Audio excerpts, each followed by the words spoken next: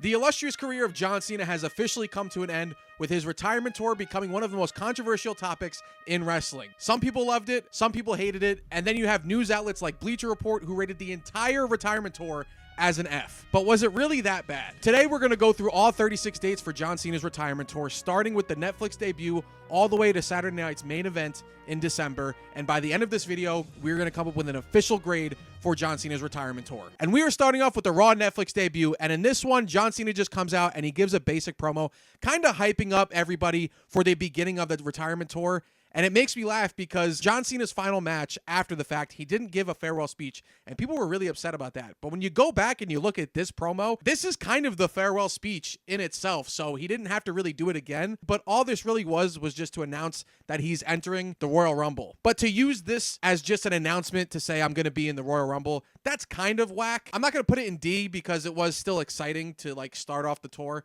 So I'm going to put this in C. Then we go to the Royal Rumble, and in the first half of this match was like an all-timer, and I was really entertained by this.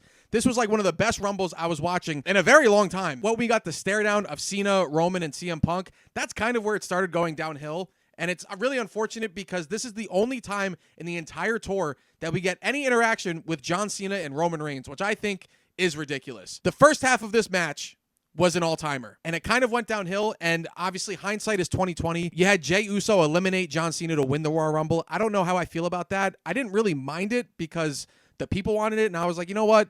They're giving him a shot. Obviously, looking back now, between everything, it didn't really go that well. So I am going to put this in C because at first, it was like an S tier until the second half, and that really, I think it fell flat. And then we go to the Elimination Chamber, which changed absolutely everything. For the match itself, I really enjoyed this Elimination Chamber match. There were some questionable eliminations, like Drew McIntyre getting pinned on a roll-up. I thought that was a little whack, because I was really certain that 2025 was going to be a great year for Drew McIntyre. Looking back now, we all know it wasn't. I thought the match was a lot of fun. I would put the match itself in A, but I am going to combine it with the amazing, phenomenal heel turn that we got with John Cena. For one night only, this heel turn is the best heel turn in professional wrestling ever. Yes, better than Hulk Hogan creating the NWO. We were begging John Cena to become heel for so long, so you did not think during his retirement tour of all times he was going to turn heel. Obviously, questionable call now, but for one night only, this heel turn was pure cinema. The way they did everything was phenomenal. This pay-per-view in general is one of the best of the entire year, and it really solidifies itself as an iconic PLE because of this heel turn. This is GOAT shit. This is one of the craziest nights of the entire year, if not the craziest night. Then we go to that Monday Night Raw after John Cena turns heel, his very first heel promo. The problem is that there was really no mention of The Rock. There's no mention of Travis Scott or really why exactly John Cena sided with The Rock, selling his soul.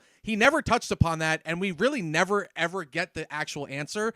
His whole motive of turning heel was basically telling the people that they're mean to him and that they're greedy. I thought it was a really shallow reason to turn heel. We haven't really heard like the crowd chant, "Let's go Cena, Cena sucks," and like really boo Cena in almost 10 years. So my issue is that the contents of the actual promos and the reason why he turned heel, I feel like it would have hit a lot more if he was like, I'm so desperate. I haven't won a singles match in, 7 years or whatever it was.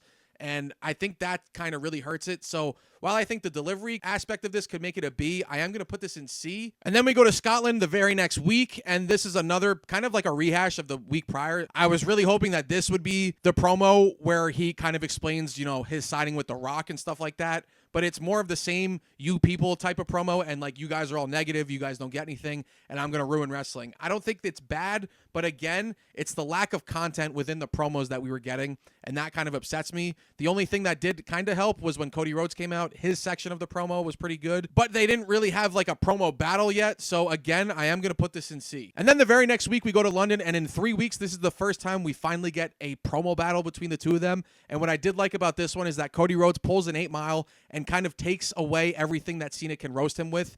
But John Cena still has a rebuttal and shows why he's one of the best, if not the best, on the mic. And the one line that really sticks out to me from John Cena is that he says, "I don't bury talent. I am talent. I bury mediocrity." I don't know why. That's a badass line. I think one of my biggest issues with this whole heel turn is just the delivery of John Cena's promos. I feel like it's more over the top. I feel like he's overacting in a way, and it kind of makes it a little bit ridiculous. But make no mistake, in this promo specifically, between the two of them, there is a lot of excellent shit in here. This promo is excellent. So I am putting this actually in S tier because this is a very good back and forth between the two of them. And then a couple of weeks go by and we go to the final SmackDown before WrestleMania. And this one, to me, I feel like is a verbal beatdown from John Cena. And what I like the most about this one is that the crowd is very heavy on John Cena, where they are booing the hell out of Cody. And John Cena calls out the fans on their bullshit, basically saying they don't know what they want. They're supposed to be cheering you, and they're not because they're stupid. And I do like that part of it. The segment they had before this one is much better, but this is still a good one. And there's another line in here that really sticks out to me that I have to just read it. You say you wear the suit because you want to be somebody. You have your tattoo because you want to be somebody, but you didn't need your tattoo or the suit because on Sunday, I'm going to make you somebody. Woo! That's some good shit. Not as good as the London promo, but this is still a solid promo. I'm going to put this in B. I thought this was good enough for the go-home show before WrestleMania. And then we go to WrestleMania 41 with John Cena versus Cody Rhodes, and this is the debut of the John Cena blackout entrance, which I love. There's a lot of things to not like about this heel turn. I love that everything is gone. It's no excitement. It's no nothing. It's just him slowly walking down the ramp, and it really reminds me of One Night Stand, walking through slow, methodical. And then Cody Rhodes comes out, and Pat McAfee gives the absolute worst woe of all time. So this match is like universally hated, which is totally fair. But watching it back pre-Travis Scott entrance, I can see what they were trying to do. It just didn't land. John Cena and Cody Rhodes actually talk about this in their podcast. Cena is like working this slow, methodical pace, a very slower pace than we're used to from John Cena. And I still don't like the match. Watching it back, it's not the worst match of the entire year. And I do think a big part of that is the entire atmosphere with the crowd, because the crowd was really into it, but it's not very good. And when Travis Scott's music hit, I'm like, okay, here we go. We're getting some type of WrestleMania 40 style, like something's gonna happen, and nothing did. And it just sucks because this match had so much hype going into it. There were so many theories. A lot of people thought that Stone Cold Steve Austin was gonna show up, and I was one of those people. And the fact that they had Stone Cold come out before this match to announce the attendance record, and that was all Stone Cold was doing for WrestleMania 41, was such a poor decision. I don't think they should have done that. If you're not going to include Stone Cold in that match, I would have preferred just not include him at all. And we've heard John Cena talk about this match, and their idea for it was really, this is the beginning of their feud, not the end, and kind of use this to be like part one. It sounded like Cena was implying that they almost wanted to make this match a dud on purpose. To me is a big issue, because I still don't think you should use your main event of WrestleMania to be like purposely bad. So I want to put this in failure, but still seeing John Cena win his 17th championship makes it good enough, and good is a strong word, that I'm not going to put it in failure. I am going to put it in D. And then the very next night, we get the first promo of John Cena as a 17-time world champion. I do think this is one of his best promos of the entire heel run. And what I really like about this promo is that everybody's cheering him because they are still happy to see him, and they are happy that he won his 17th championship. But he uses that against the crowd, basically telling them that they're stupid and they all need to fuck off. To put the final nail in the coffin of this entire segment is having Randy Orton come out from behind him and RKOing him, leading into our next feud for Backlash, which I thought was great. I really like this whole segment. This is an A segment for me. And then 4 days later, we get a promo battle of a very rare heel Cena with a babyface Randy Orton. And while I do think that's interesting, I feel like the content and the context of this promo battle between the two was a little weird, because it's really about Randy Orton telling John Cena he needs to be a father, and that John Cena spent his whole career raising everybody else's kids, so he doesn't want his own kids. That's what you're going with. Like, you had 25 years of history to talk about, and you want to talk about John Cena not being a dad again?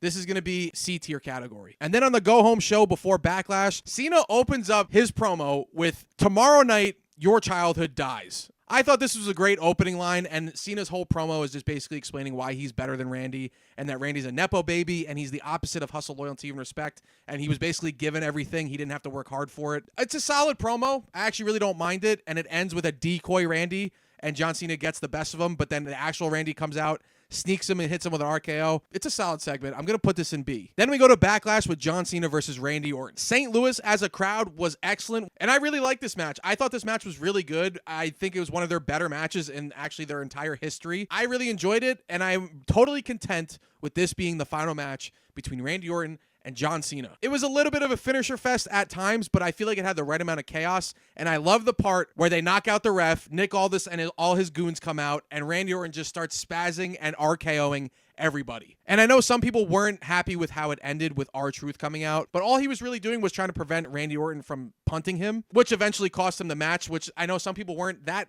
happy with, but you had to get from point A to point B, so you had to get from Backlash to Saturday night's main event, and there's no story in between. So that's really the only way they could have done it. So I really wasn't upset about it, and it made a lot of sense to me. I'm not going to put this in S tier, but I really did enjoy this match. I'm putting this in the A category. Then we go to Saturday night's main event with John Cena versus R-Truth. And what I loved about this is that R-Truth got his own John Cena merch with Ron Cena. And the way I interpreted this match and what I expected from this match was John Cena really versus the fans and R-Truth being the fans. I would have made John Cena beat the hell out of R-Truth. Brutally beat him down until it was like hard to watch, because this should be John Cena basically beating the hell out of all the fans. Instead, we got a quick 5-minute match, really just the 5 moves of doom, and I actually feel like this was kind of a letdown, and I was actually really disappointed. I expected a lot more from this because the crowd was into it. They liked it, and I'm assuming they wanted a lot more than just really 5 minutes of a match, and I thought that was a little ridiculous. The whole R-Truth arc in this story should have been much more important than it was. I think R-Truth should have got his ass beat here and then eventually been the voice of reason as to why John Cena became a good guy again. Clearly that didn't happen. And then they released R-Truth. The only cool thing that came out of this was the whole movement of hashtag We Want Truth. If you put it in failure, I agree with you. But I am going to put this in the D tier. And then the very next week, we get a Cody Rhodes segment talking about John Cena and talking about a bunch of other things. And then eventually Jey Uso comes out. And then John Cena comes out and gives like a 1-minute promo maybe. And then introduces Logan Paul. I didn't care for Logan Paul to be part of any of this, if I'm being honest with you. But every time he's on my screen, I just don't care. I don't like Logan Paul. And not in a, oh, he's a great heel, I love to hate him. I don't like Logan Paul. And then after over like 20 minutes, your world heavyweight champion, after everybody's talked, all he says is basically 4 letters, 1 word, yeet. That's all your world champion has to say. This segment, I will never watch again, ever. This is a failure. And then on June 6th, we basically have to do this again. You get a quick promo from Cody Rhodes, and then Jey Uso comes out. And then before John Cena even starts talking, Logan Paul sneaks in and punches Jey Uso. Luckily, John Cena is the only one speaking. Unfortunately, majority of the promo is just John Cena putting over Logan Paul. And while John Cena's talking, people are chanting, we want truth, because they're talking about R-Truth. And instinctively, John Cena just yells, you can't handle the truth. John Cena's promo about it kind of saved the entire segment, and the only thing that I can really put this in is C. Then we go to Money in the Bank with John Cena and Logan Paul versus Jey Uso and Cody Rhodes. I didn't watch this match back. I remember watching it the first time, and I was like, you know what? It wasn't that bad. It was all right. There was nothing really special about it.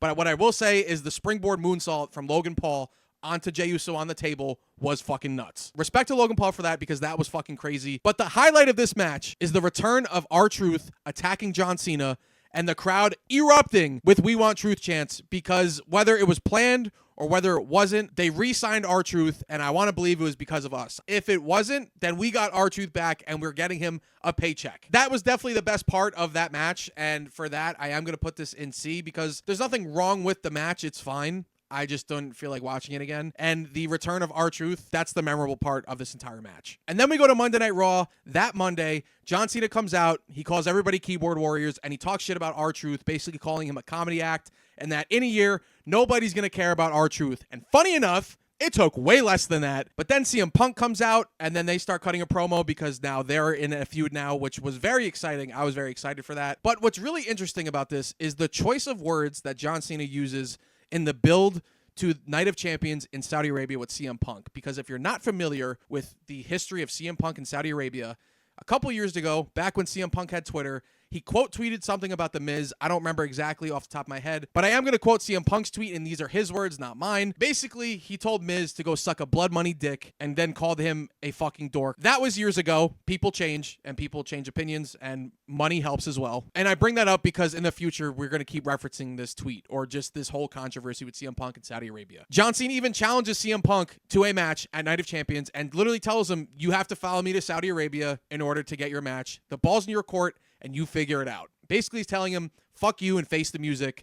And if you want the title, you're going to have to go to Saudi Arabia. I loved the back and forth between the two of them, and just the undertones of the whole Saudi Arabia thing, which we'll talk about as we keep going with this, was very good. I am going to put this whole segment in A, and I didn't include it in the tier list, but I do need to just talk about R-Truth's promo from his return. It's later in the night and basically tells him, like, we the people brought R-Truth back. We're the reason why R-Truth came back. The problem is that he's telling everybody, I'm not a fucking gimmick. I love R-Truth. We all love R-Truth. We set Truth free. And basically saying, now I'm not R-Truth. I'm Ron Killings. And the promo, I'm doing a horrible job, but the promo is excellent. Maybe my favorite promo of the entire year, because in that moment in time, I was like, holy shit, we are getting a totally different R-Truth or Ron Killings. R-Truth is gone. The comedy gimmick is gone. We're getting a serious R-Truth. And I was really excited for that. And in that moment in time, I was totally okay with Ron Killings beating John Cena for the championship. Not that night, not next week, but in due time. I was ready for it. I thought this was going to be big. I thought this was going to be one of the main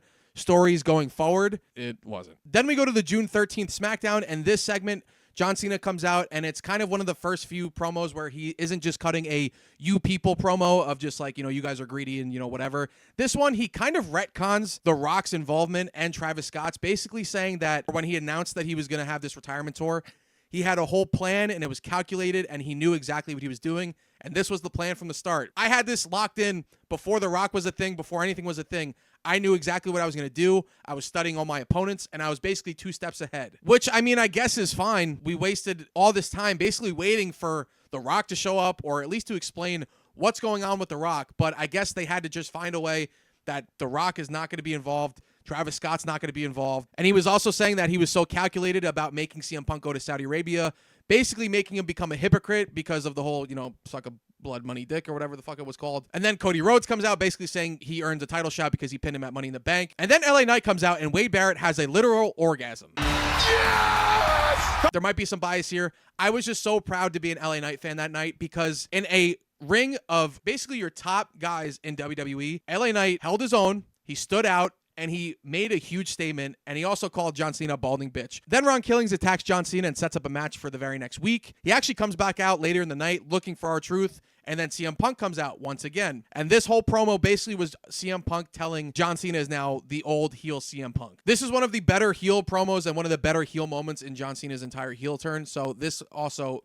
is going to go in that A category. Then the very next week, I actually split this into 2. I split the Ron Killings versus John Cena match and John Cena's pipe bomb. So first, we're going to talk about the match. I expected a lot more from this match because of how quick and short the Saturday Night's Main Event match was, and it was more of the same thing. If anything, it was just a little tiny bit more. It's still going to go in D because really, this was just to set up John Cena's pipe bomb for CM Punk. Then we go to the pipe bomb. I thought this was absolutely fantastic. Even though they used the match to set up this moment, the moment itself was fantastic. And basically, John Cena sits there and calls CM Punk a bullshitter. He's a hypocrite because basically, he's going to Saudi. Like, there's a lot of Easter eggs in there if you really lock in. And Cena himself even says, your tweets are strong, but your actions are weak. He's literally talking about the tweets. But what really stood out to me the most, and this might be my tinfoil hat talking, is during this time period, there was a lot going on in the Middle East. And I'm not going to say who, but there was a certain country that was bombing another certain country that was nearby Saudi Arabia because there was real concern for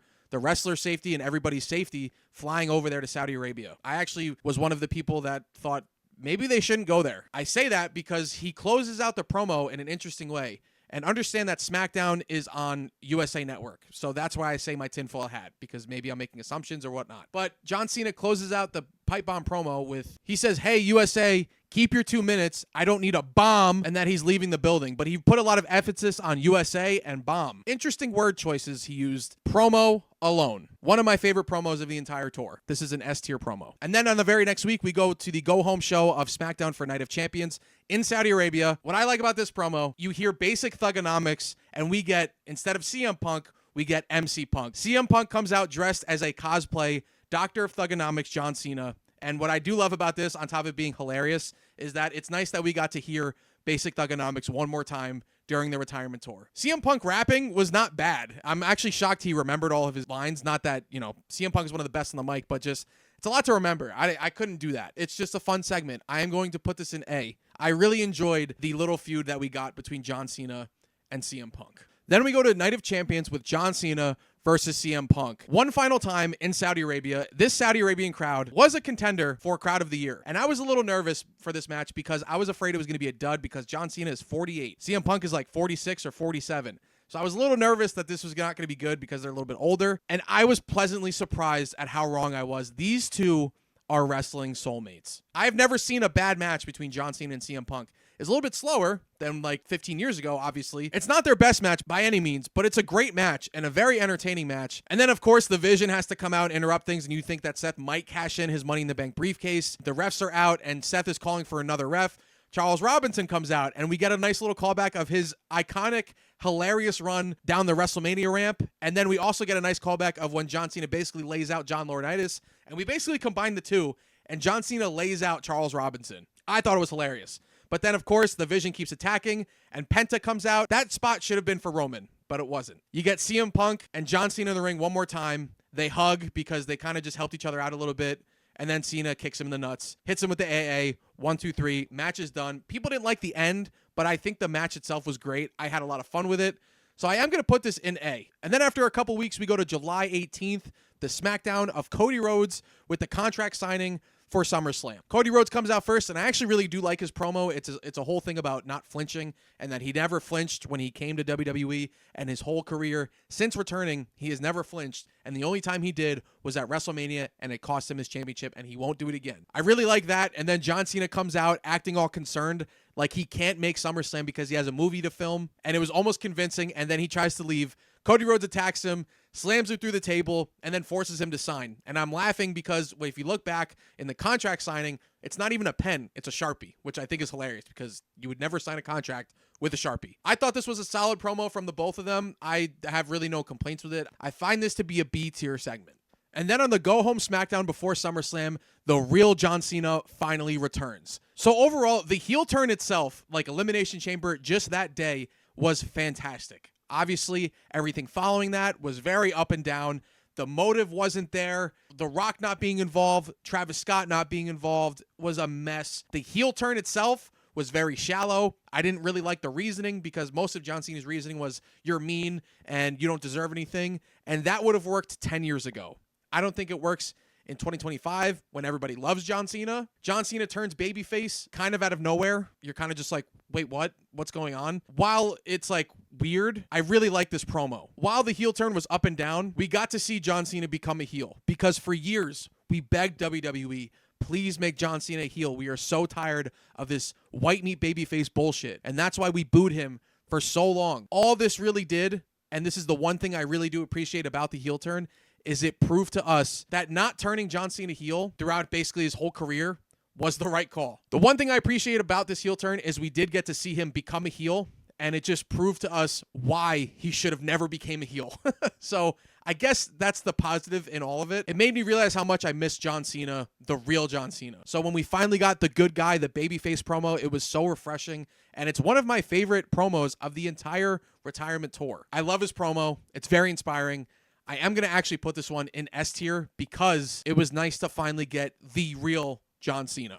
Then we go to SummerSlam with Cody Rhodes versus John Cena. And I just need to reiterate, the good thing about the heel turn for John Cena is it made me miss the real John Cena. And finally, when John Cena's music hits, you get the blackout screen with just John Cena across it. And this is one of my candidates for entrance of the entire year.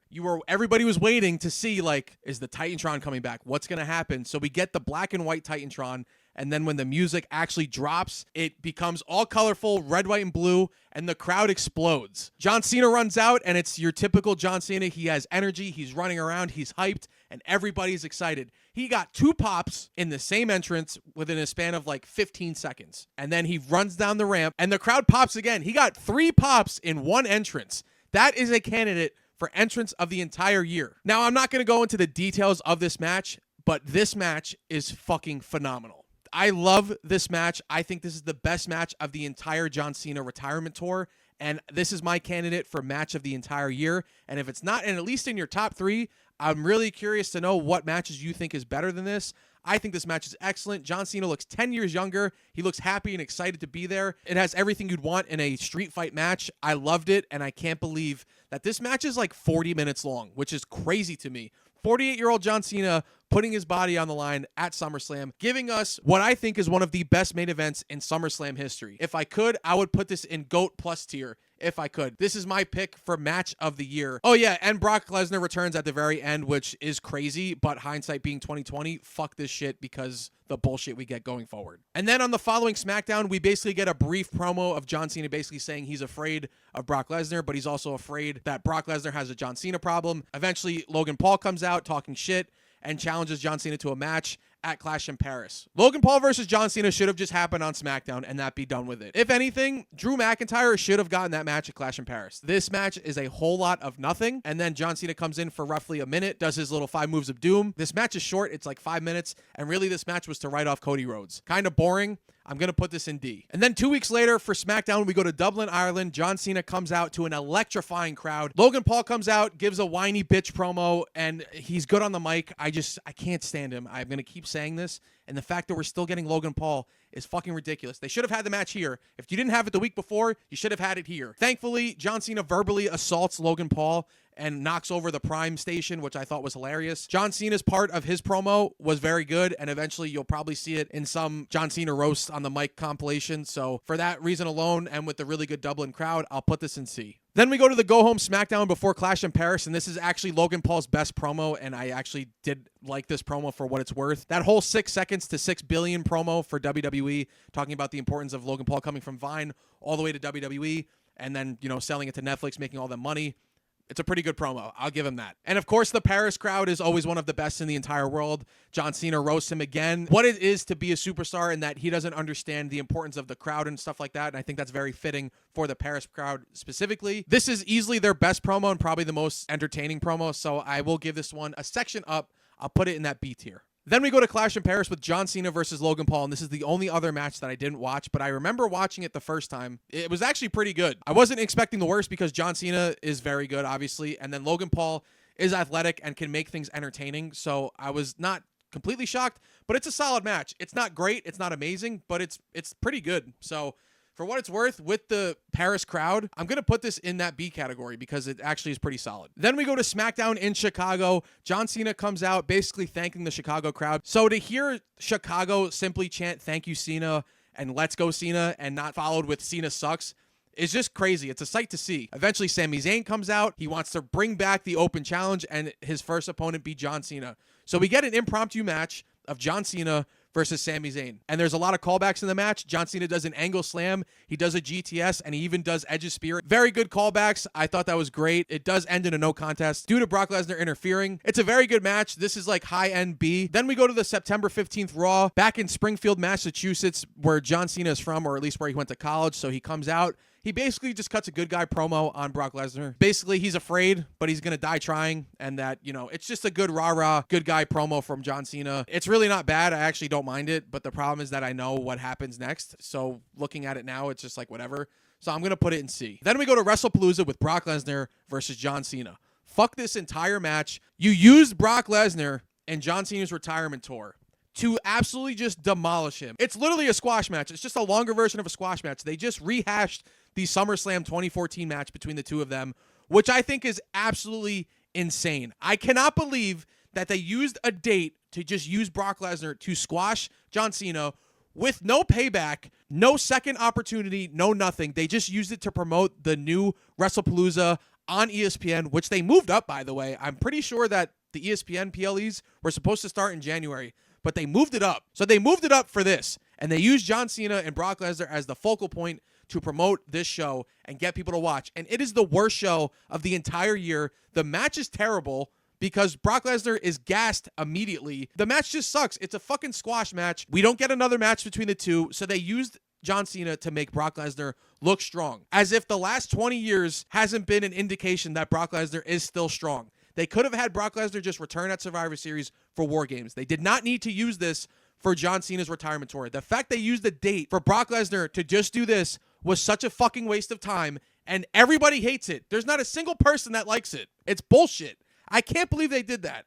This is like double failure. I should have like negative failure. Like, this is worse than failure. It sucks. It's terrible. I will never watch this again. Luckily, we get a nice palate cleanser because then we go to Crown Jewel with AJ Styles versus John Cena. This whole match was built off of a tweet of John Cena asking Triple H, "Hey, can I wrestle AJ Styles? That would be fun," and not booking me with fucking Brock Lesnar. And Triple H is like, yes, it's going to be the best thing ever. The new era has begun. What they should have done in between some of these shows, they should have just had pre-recorded videos of John Cena, like cutting some sort of promo. But anyways, this match is amazing. This is WWE versus TNA. You have AJ Styles coming out in his old TNA gear. You have an electrifying crowd in Australia. You have John Cena just being John Cena. And it's just good guy versus good guy. Best on best. Best of their generation versus best of their generation. Just one more time. These guys are wrestling soulmates. There's no bad blood. It's just love and wrestling. And I love that. This is a love letter to us fans. It's a little bit of a finisher fest, which I think is fine because the crowd was eating it up. I was eating it up. I was enjoying this entire match. I love this match. The callbacks in this match, and my favorite part of the entire match is John Cena hitting a Sister Abigail, and then he's sitting there just looking in the crowd, and out come the Fireflies for Bray Wyatt. I love that. I started crying. And I appreciate it because we almost didn't get this match. And the fact that this is how we got it, it was just kind of like spontaneous. Like, hey, can I wrestle AJ Styles? Is a little bit crazy, but it's fine because at least we got it. And it's one of the most memorable matches of the entire year. I don't think it's match of the year. I know some people think it's match of the year, which is totally fine. I have no disagreements because this match is so fun. It's just a fun, feel-good match. It's entertaining as hell, and it's their longest match. This match is great. I have no complaints. I'm glad that we got this after the horrible WrestlePalooza. This match will be remembered forever. Then we go to Monday Night Raw in Boston, where John Cena becomes a Grand Slam champion. And I'm absolutely shocked that they did this, but you have John Cena come out after Triple H did a nice little monologue for John Cena in Boston and just the importance of John Cena. He cuts a promo, Dirty Dom interrupts, and eventually sets up a match that night for Dominic Mysterio versus John Cena for the Intercontinental title. And I'm happy we got to see this match because this is a match that I personally wanted to see. And I do think it delivered. I think it's a very good match with a very, very memorable moment that we will look back on for years to come, where John Cena finally wins for the first time in his career, 23 years in, the Intercontinental Championship. The fact that they did do it is awesome, and I can't believe they did it. And the fact that they did it in Boston, I loved it. I thought it was a lot of fun. I thought the match was entertaining. I thought it was a pretty good match. And just the whole moment, the whole spectacle of it is going to put this in that very high A category. I really do like this a lot. And then for John Cena's final Monday Night Raw in Madison Square Garden, where I was there. John Cena comes out. He gets a loud standing ovation. It's one of the loudest times I've ever been in Madison Square Garden. It was incredible. I can't believe I was there. I'm so grateful that I was able to see John Cena on this retirement tour because I never got to see him actually wrestle. So this was the first time I actually saw John Cena wrestle. He cuts one of his final promos for Monday Night Raw, and eventually we get a 6-man tag match between the Judgment Day of Dirty Dom, JD McDonough, and Finn Balor versus John Cena and two legends in Sheamus and Rey Mysterio. And I know there was a lot of people that were kind of upset over this match because they're like, for your last Raw, you're giving us a 6-man tag match. I get to a degree, but I feel like they wanted to save Dominic Mysterio versus John Cena for Survivor Series instead of doing it the week after and basically having John Cena lose the championship in Madison Square Garden a week after. And I also think that with the little dates that we had left, this is only 3 dates left, John Cena still wanted to have a moment with Sheamus and Rey Mysterio and maybe even Finn Balor and JD McDonough. So instead of just having a one-on-one, he figured maybe let's have a 6-man tag match so we can get everybody involved. He didn't say that. I'm just assuming. I get why people wouldn't like this or are upset that this is the final match on Monday Night Raw that he's ever had. It is what it is. I was just happy to be there. I hold it special to me.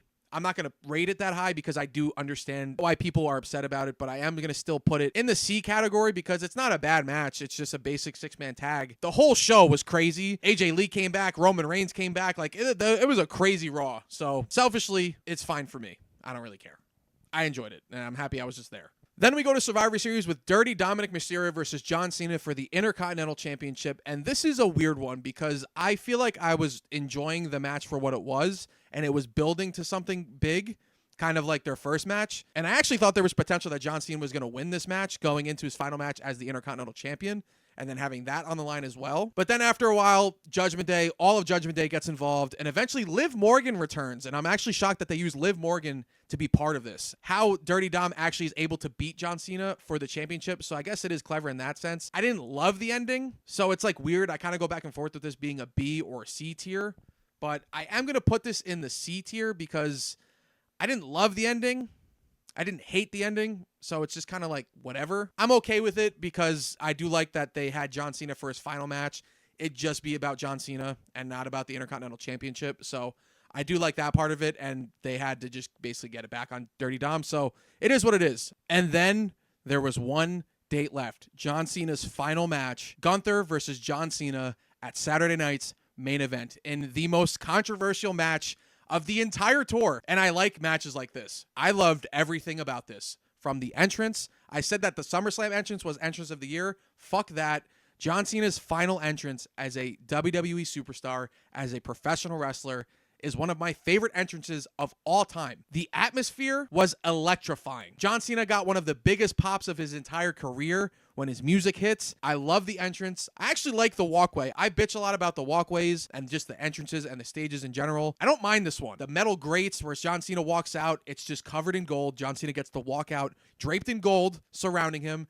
And they have these sliding pictures of all different versions of John Cena wearing all his different crazy colors. The crowd was so loud. And just to experience and watch it live, I was bawling my eyes out. I'm not even a John Cena guy.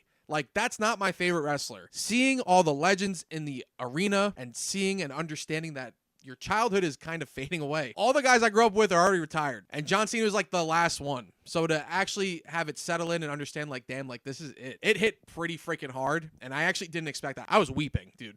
It's crazy. But my favorite part of the entire entrance is when he tells Stu one final time, and then they run down the aisle, and the shot of him running in the very, very tight walkway, just surrounded by the crowd. The crowd erupts. I just love that. Just the entrance alone, I thought was perfect. I loved it. And then he comes out, you know, he's shaking RVD, Kurt Angle, Mark Henry, Elias, Kevin Owens. Once he hugged Kevin Owens, I was legitimately weeping. I was like, like I haven't cried like that in a long time. So there was controversy before this match even started because people were already arguing about who should be John Cena's final opponent, and everybody was naming their choices. And there's a lot of interesting choices and choices that I was like, what? Where did you even come up with that? I think Gunther was the perfect choice because it wasn't good guy versus good guy. It wasn't like good guy that people like. It wasn't anything like that. It was the ultimate babyface in a crowd where everybody wants John Cena to win his final match versus the big bad heel in Gunther. This felt like Rocky IV.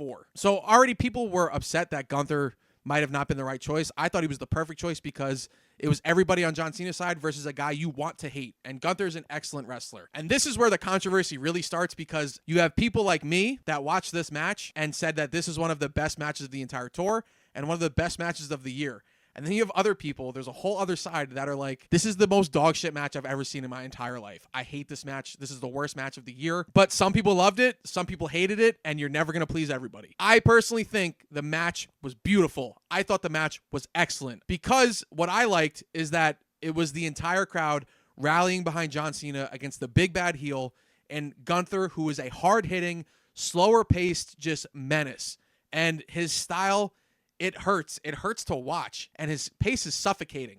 And what I felt like watching, I felt like Gunther was suffocating us. It wasn't just Gunther versus John Cena. It was Gunther versus the entire world. There's a lot of poetic moments in this match. And I think one of the ones that really stands out to me is when I grew up, everybody booed John Cena. It's like it was always 50-50 or sometimes it was even like 60-40 of people booing John Cena. Just go look at John Cena's entrances at WrestleMania from WrestleMania 21 to like 29. At WrestleMania 20, everybody cheered him. After that, he was already getting boos before he even won the WWE Championship for the first time. So to me, I'm used to like a mixed crowd for Cena. So to see everybody rally behind John Cena was really nice to see and really just a full circle moment and just understanding that it's the first time in a long time where people were begging, hoping, and pleading for a Super Cena moment, an LOL Cena wins moment.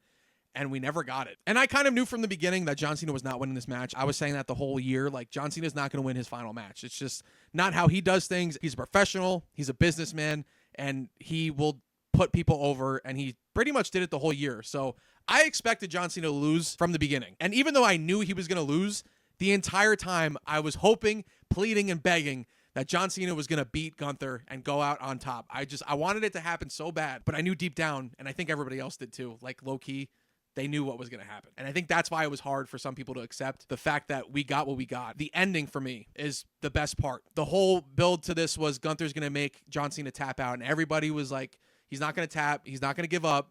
And I was one of those people that I thought that John Cena should have passed out, or at least that was my prediction. I thought he was going to pass out. But even in the moment, from him struggling for the sleeper hold for like 5 to 10 minutes of just that was amazing because everybody was praying for something big to happen. Or another Super Cena moment, and we never got it. He would get out of the sleeper hold, people would cheer, and then he'd put it right back in, and it was just a fight for like 5 to 10 minutes. What I like about it is that the crowd was electrifying all night, and it started settling in.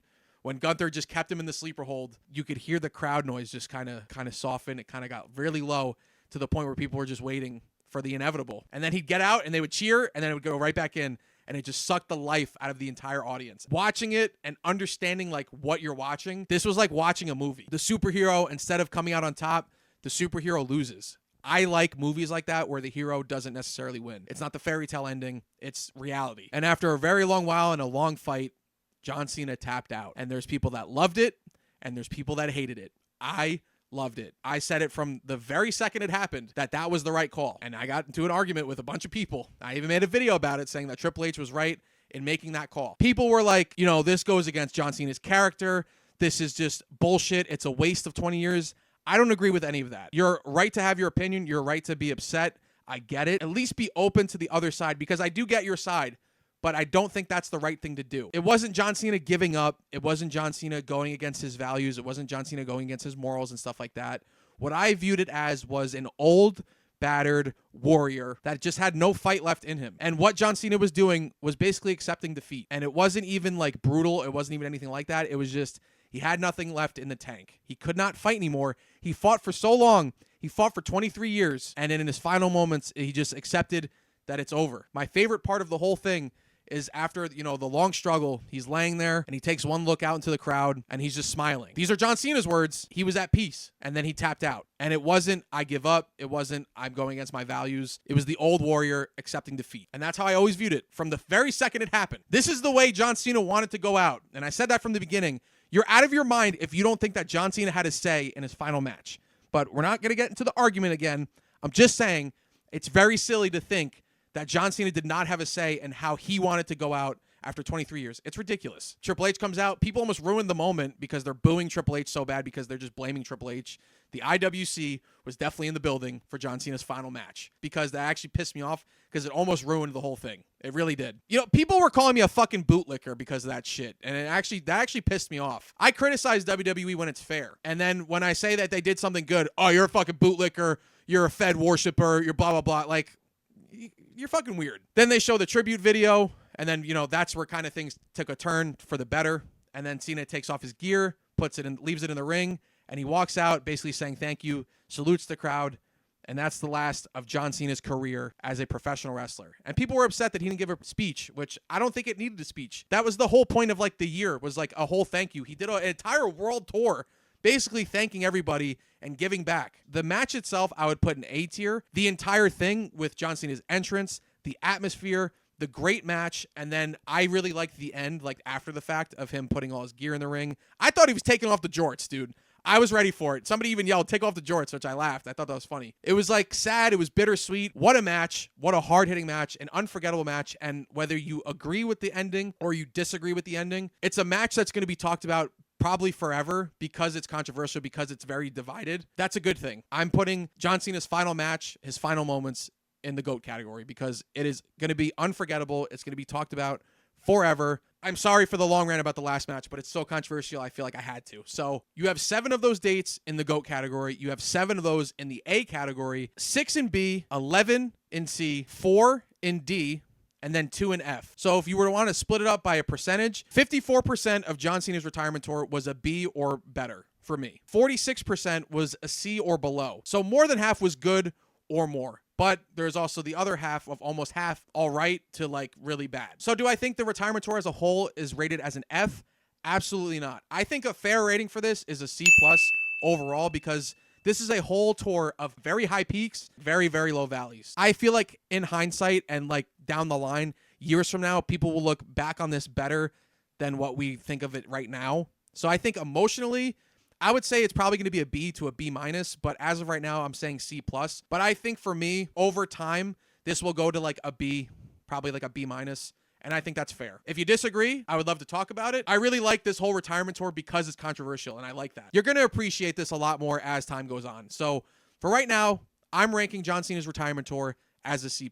Thank you for sitting through this very, very long video. This took a long time to make. It took a long time just to gather everything. I'm exhausted. I've been doing this all day for like 3 days straight. If you stuck around for this long, I very much appreciate it. You might as well subscribe if you were able to stick around. Please follow me on Twitter, _the_Mike Sanchez. Follow me on TikTok, the Mike Sanchez Show 1. What a career. What a retirement tour. Whether you liked it or you didn't, or you just kind of felt in between, I enjoyed it for what it was. And like I said, down the line, I think more people are going to appreciate this.